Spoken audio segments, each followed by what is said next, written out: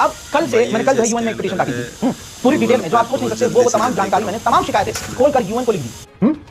जिस तरह से मुसलमान परेशान है, बिल्कुल आजिज है, और जब सड़क पर उतरने को तैयार है, तो सोचिए उस पिटीशन पर 24 घंटे में कितनी साइन मिल जानी चाहिए थी, कितनी पिटीशन पर साइन होनी चाहिए थी। अरे 2-3 लाख तो एक दिन में क्रॉस होनी चाहिए थी आपकी स्क्रीन पर।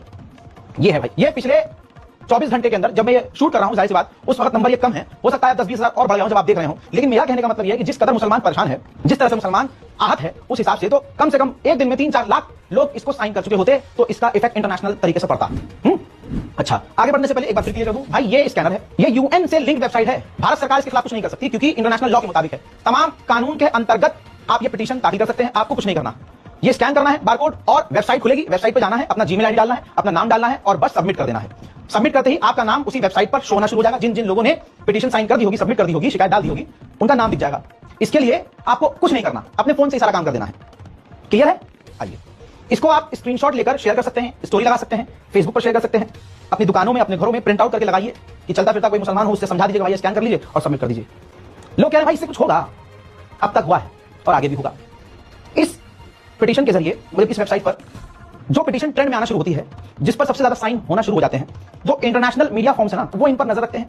वो इंटरनेशनल लेवल पर फिर जो बड़ी बड़ी जो दुनिया की वेबसाइट्स हैं खबरों की, तुरंत उसको अपने फ्रंट पेज पर छापना शुरू करती हैं। फिर उसके बाद ये जो हम जो पिटीशन दाखिल कर रहे हैं, यूएन की पूरी एक टीम होती है, ये उन तक पहुंचती है कि कौन सी पिटीशन सबसे ज्यादा साइन की जा रही है, और जब ये उन तक बात पहुंचती है तो उसके बाद एक्शन रिएक्शन उधर से आना शुरू होता है। सिस्टम है भाई ये। तो मैं कभी नहीं कहता किसी से, और खासकर मैं अपने नौजवानों को कभी नहीं कहूंगा कि भाई इलीगल काम करो या कोई ऐसा कदम उठाओ जिससे आपके परिवार वाले परेशान हो।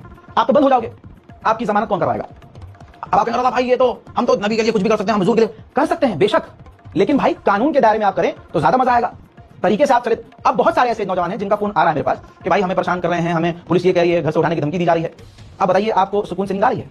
आपके घर वालों का हाल और कितना बुरा है, और इससे क्या मकसद हमारा पूरा हो गया? नहीं, हमारा मकसद यह है कि हमारे हुजूर पर, हमारे दीन पर जो गलत और गंदी टिप्पणियां की जा रही हैं वो बंद हो जाएं और उनके खिलाफ कार्रवाई हो। उसके लिए हमें सड़क पर उतरकर लाठी चलाने की जरूरत नहीं है। इससे तो जो उनका ये ट्रैप है वो कामयाब है भाई, हम फंस गए उसमें, हम फंस गए। वो यही तो चाह रहे थे। अब समझ में नहीं आ रहा आप लोगों को, पता नहीं क्यों नहीं समझ में आ रहा। भाई चुनाव का माहौल है, चुनाव होने वाला है, इसीलिए आप देख रहे हैं कि जगह जगह अचानक से हिंदू मुसलमान के खिलाफ जहर फैल गया। मुसलमानों को अब गोदी मीडिया एक बार फिर से आतंकवादी, दंगाई ये सब बताने लगा।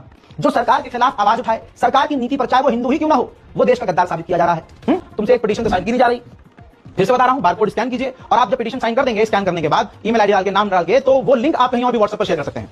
वो जो लिंक शेयर करेंगे आप, तो दूसरा व्यक्ति भी उस लिंक पर क्लिक करके वो पिटीशन साइन कर सकता है। तो जल्दी कीजिए भैया, देर किस बात की है।